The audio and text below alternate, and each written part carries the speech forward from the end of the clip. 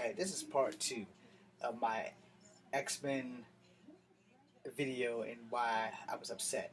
See, I was watching this thing about the X-Men here on YouTube, and you know, a lot of things that a lot of things went completely south when the guy was talking about Warlock and X-Men teams and Cannonball. So he probably was a little bit more right on Cannonball, but as far as Warpath and Thunderbird, he was completely off base. Thunderbird was what Warpath's big brother name was. And as far as Thunderbird being concerned, uh, James Proudstar didn't start using Thunderbird until way after the 2008 clusterfuck of Scarlet Witch destroying the 616.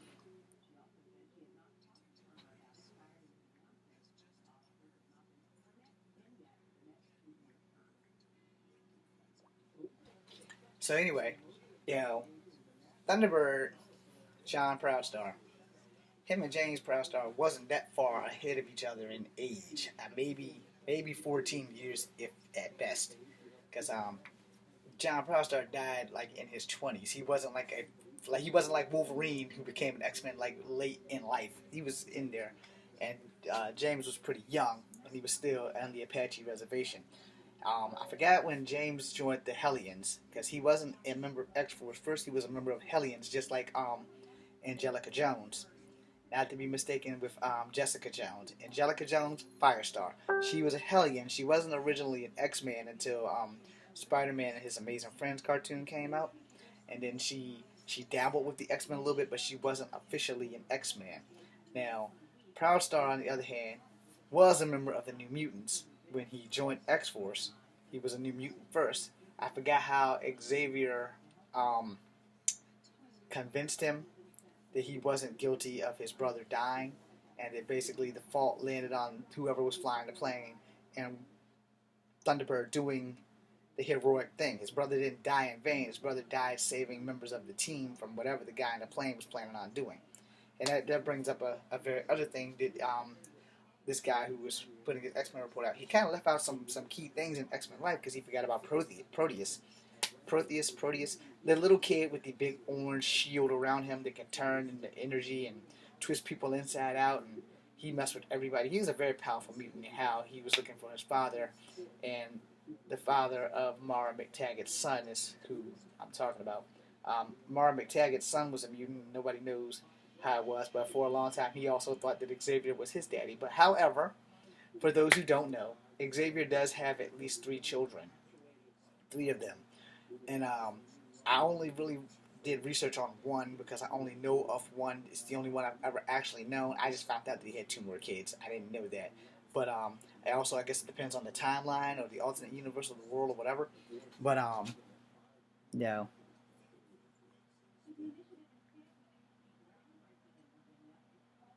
Sorry, responding.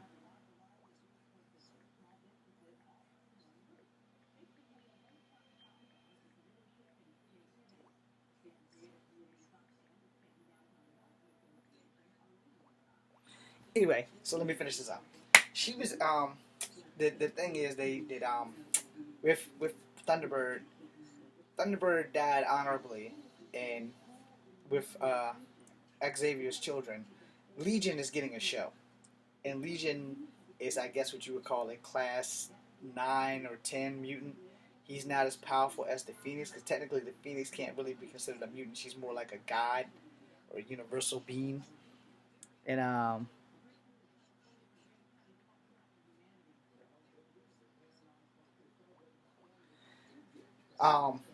she she being a god or a universal being kind of puts her above. But Legion is pretty freaking close in power level because he has like he was one of the first multilateral powered mutants because each one of his personalities had a mega power.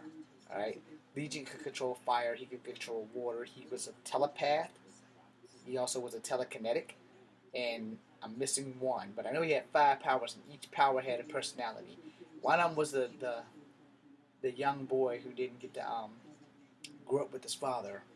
The other one was a pyromaniac, and the other one was a hydromaniac. And then sometimes he could combine them. Legion has tried to kill Professor Xavier on more than one occasion, and I never really figured out the root of why he would want to kill his own father, but apparently child neglect is a very bad thing, and Professor Charles Xavier is really good at neglecting his children because he always seems to put his non-biological children first. And I think that was part of the problem with Legion. I think he really hated the X-Men for the simple fact that his father spent more time with his non-biological children and mutants all around the world and less with him. But the problem was that Xavier didn't know that Legion was even in existence for quite some time. He was like an illegitimate child that came back to claim his inheritance after the fact. So, you know, if you get into the Legion story, you'll understand any of that. They do have like special Legion comics or special New Mutants because he's appeared in like almost every X-Men comic, especially like Extinction Agenda. As an Extinction Agenda, he got Strife to try to kill Xavier, which since Strife is a clone of Cable or a twin of Cable from an alternate timeline or dimension, depending on how they've switched the story around now, everybody thought it was Cable. So all the X-Men were hunting down Cable, and X-Force were backing Cable up because they was like, there's no way in hell he could be doing that if he was with us the whole time. But the X-Men thick-headedness started this like basic civil war between the teams, and then it happened where Strafe and Cable happened to be at the same place at the same time, and a time warp opened up and swallowed them both. And that's pretty much how that ended. I can't remember the other issue that came after that because I was still recovering from reading that. And so then, a few years later, when Generation X was formed, Nathan Gray popped up on the scene, and Nathan and Cable had a tussle, and I don't remember who won that, but they still had a fight. So the thing is, if you're gonna put up these reports, try to get your facts straight. And like I just said, I totally stopped reading comics in 2008, so I'm sure that the timelines have changed. And for those who don't know, when Scarlet Witch and Vision's child was miscarried, Scarlet Witch had went totally ballistic, and everything that happened in the Avengers universe happened in the entire Marvel universe, and everybody got pretty much canned and screwed, blued, and tattooed. They were down to like maybe a handful of mutants, so maybe 25, 30 mutants at best. Basically, only mutants that were surviving were like the X-Men. I think all the other mutants that were mutants were either wiped out or lost all their powers or whatever the hell the situation was. And the X-Men were confined to Xavier's mansion. And about this time, now you have Rachel Summers, well, she's supposed to be Jean Grey, but she's Rachel with a prominent phoenix tattoo to her back. I don't really know how that works because, like I said, I stopped reading in 2008. I only pick up every now and again when I read X-Men comics. I only pick up just to see what the hell is happening. Outside, I don't really care because when they took it from how I was reading it and I liked the way the story was going, it pretty much like screwed me like forever. Not that I don't love the X-Men, I will always love the X-Men because without the X-Men I would have never learned how to read. But the way they've taken the comic, it's just like it's no longer in my best interest to put money into something that I don't want to spend $4 on something that's gonna just continue to piss me off. I don't know if Psylocke's still Asian, so that was another thing. When they made Psylocke Asian, it really made me want to read it because the team had consisted mostly of a lot of white people, and you had very few people of different ethnicities on the X-Men. And as of date, I don't know what the ethnicity range is of the X-Men because I stopped reading it. But when I first started reading the X-Men, the only person of color that was in the X-Men was Storm. Now, that was because I had to go back and get back issues to catch up with what I was reading. When I went back and got back issues, then I found out that they had other people of different colors in the X-Men. You don't really know what Nightcrawler ever was. You just found out recently that he was Mystique's son. And, you know that Logan's Canadian. Sunfire was Japanese. And, Warpath, Thunderbird, they were both Native American, which means they were still Asian.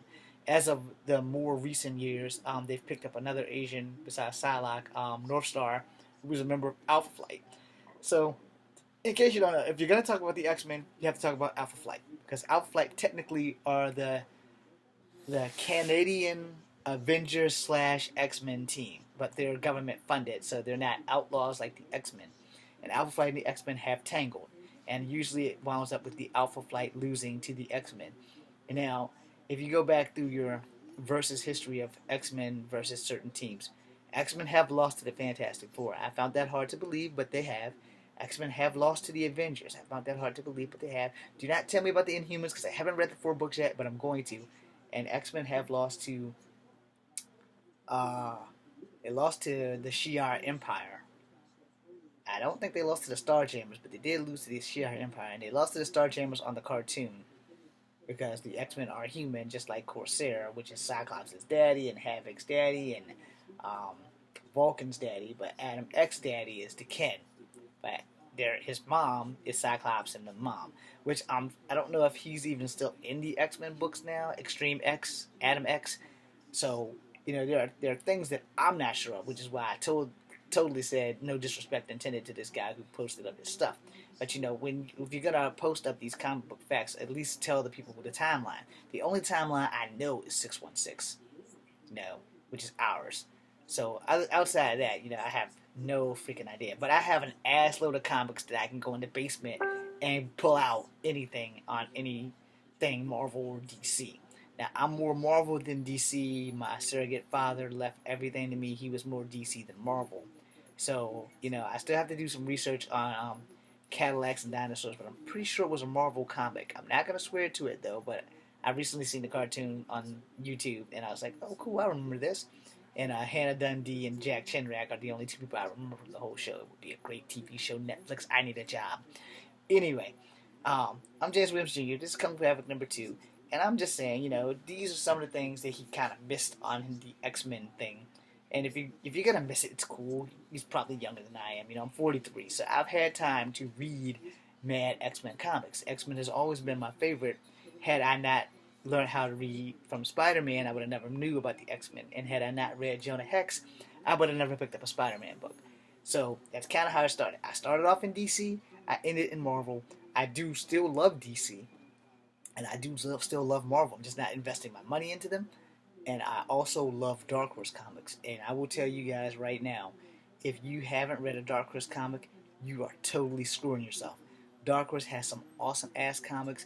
They have borrowed the rights to certain comic characters because there's Superman versus the Terminator and Batman versus Dracula or something like that. And Batman, I think he fought the Predator. And I think Superman fought that. And then there's Terminator versus RoboCop. And RoboCop was a Marvel comic. It came a comic after the movies. I'm pretty sure it didn't come a comic before the movies. But Marvel also has made comic books based on movies. Marvel has a Star Wars. Now they have a new Star Wars because Marvel and Disney, well, Marvel's owned by Disney, and Disney also has now acquired George Lucas's stuff. So Disney is never, ever, ever, ever, ever, ever going to go broke because they have ideas, and if you need actors, I'm right here. I'm ready to go. I prefer to do something Marvel. I'm really not into Star Wars, but if that's the only job you're willing to give me, I'm more than willing to take it. Anyway, for DC, DC Comics, their movies ruled in the 80s, and their TV shows are still ruling right now on regular TV. So, but as much as I love DC, I love Marvel more. But as much as I love Marvel, I had to dabble in Dark Horse and Archie because the Ninja Turtles were in Archie's, and Harbinger. Ultra Force was Harbinger, I believe. So if you love comic books, then you need to read every different title of comics. Independent comics are great too. You should give them a chance. Comic books, I will say, probably have been the only friends that I've had that I have never had to worry about losing a secret to. And the main reason that I read X-Men, and I'm going to say this because I give you guys one of these videos every now and again about being multicultural. X-Men is the most multicultural team that ever was. Avengers have multicultural too, but they're not as multi-diverse as the X-Men were. I mean, you had 4 Native Americans on the X-Men. If you put all 4 teams together, Moonstar, Proudstar, and Forge, which I can't remember what Forge's last name is, but Forge and Danny Moonstar were both Cheyenne, and James and John Proudstar were both Apache. So within that, you know, within that, there's there's been all things. Karma, her name was the fuck was her name? Koi something Min or Man or whatever. She was from Vietnam, and they touched on Vietnam stuff. And you know, a lot of the teams, if you read a lot of the comics, a lot of the teams had at least one token black and one token Asian. And when I was reading them, they had more people of color than the comics in DC. In the DC comics, I rarely got people of color.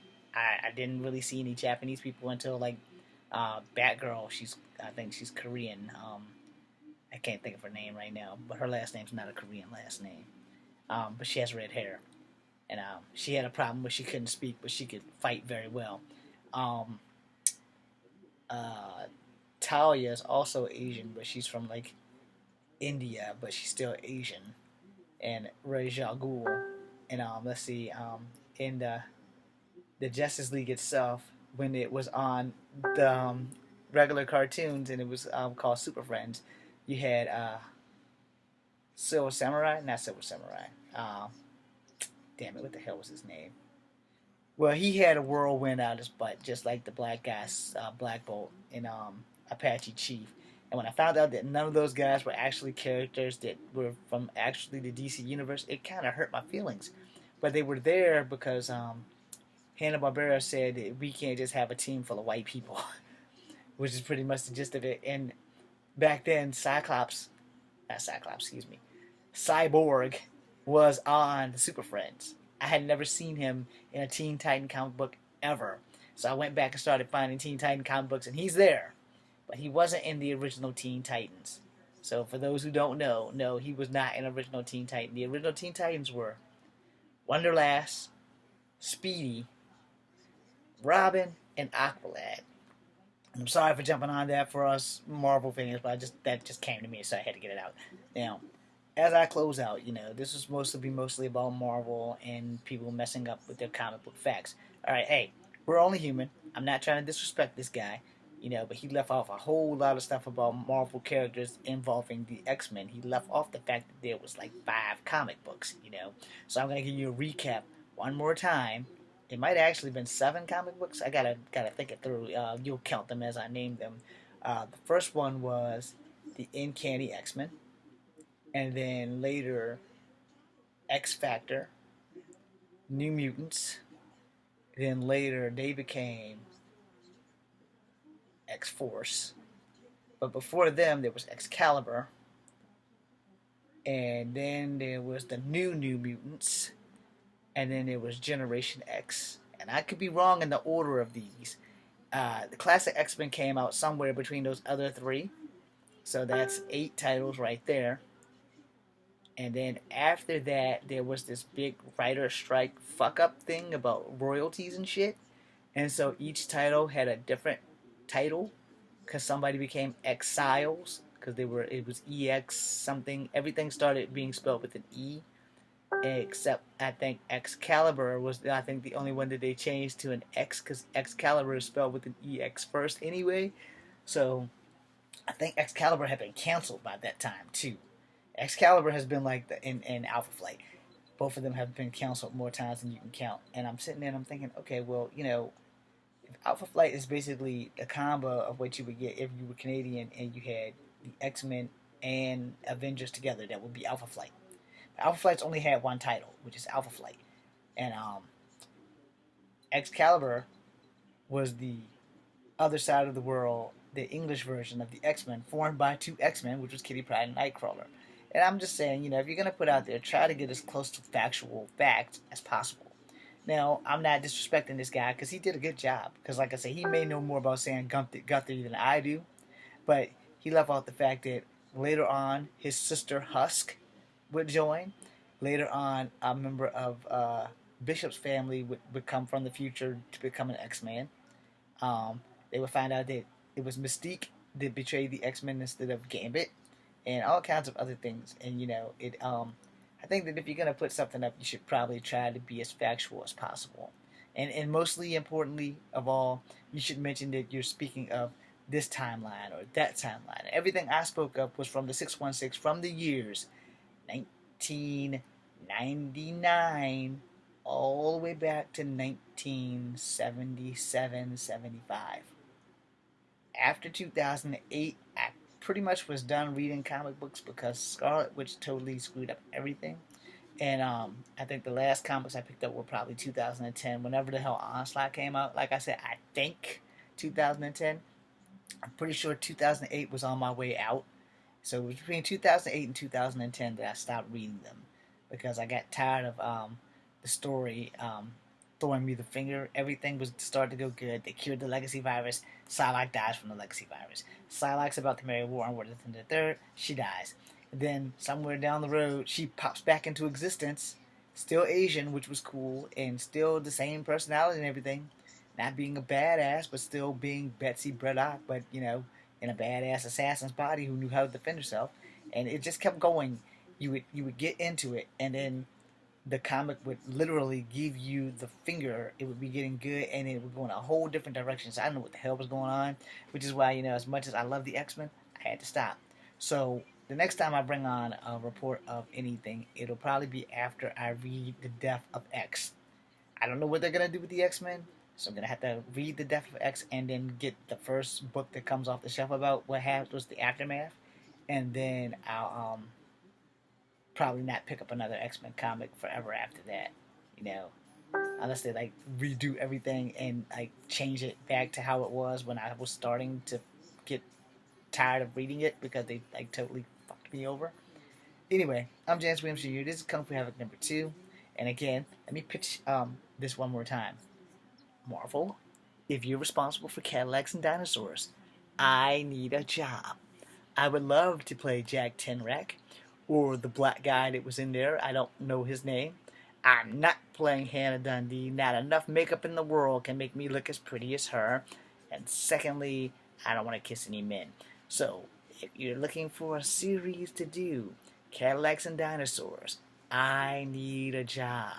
I'm James Williams Jr. This is Kung Fu Havoc number 2. Be seeing you.